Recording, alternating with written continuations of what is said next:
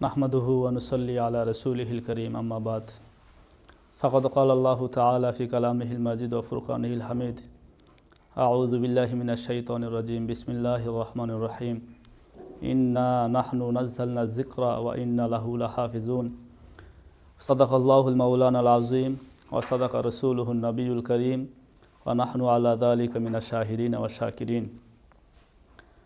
আল্লাহ তাআলার অশেষ মেহেরবানি যে আমরা একটি নতুন ইউটিউব চ্যানেল শুরু করতে যাচ্ছি। এর লক্ষ্য উদ্দেশ্য হচ্ছে ইবনে মাজাতে একটি হাদিস এসেছে, নবী পাক সাল্লাল্লাহু আলাইহি ওয়াসাল্লাম ইরশাদ করেন, একটি সময় এমন আসবে যে এত বেশি ফিতনা ছড়িয়ে পড়বে যখন সত্য মিথ্যাকে পৃথক করা, আলাদা করা খুব কঠিন হয়ে পড়বে।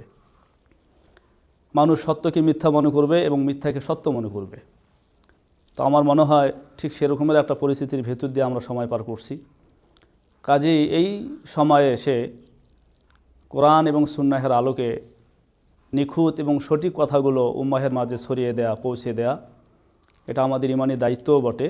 আমাদের যে ধারাবাহিক তাফসির, এটা এই চ্যানেলের মাধ্যমে প্রচার হবে।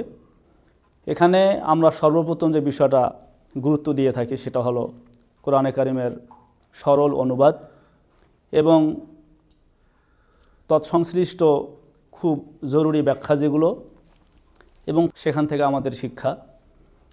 কোরআনের তাফসির কোরআনের মাধ্যমে, কোরআনের তাফসির সহিহ হাদিসের মাধ্যমে, এবং যে হাদিসগুলো আমলযোগ্য কেবল সেই সকল হাদিস এর মাধ্যমে আমরা এই তাফসিরটা পেশ করে থাকি।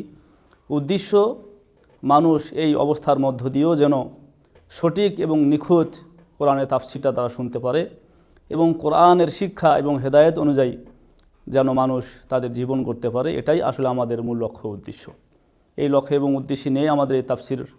আশা করি আপনারা নিয়মিত এই দারসে তাফসির চ্যানেল থেকে তাফসিরটি শুনবেন এবং উপকৃত হবেন এবং সেই অনুযায়ী নিজেদের জীবন গঠন করার চেষ্টা আমি এবং আপনারা সকলেই আমরা করব ইনশাআল্লাহ। আসসালামু আলাইকুম ওয়া রাহমাতুল্লাহ।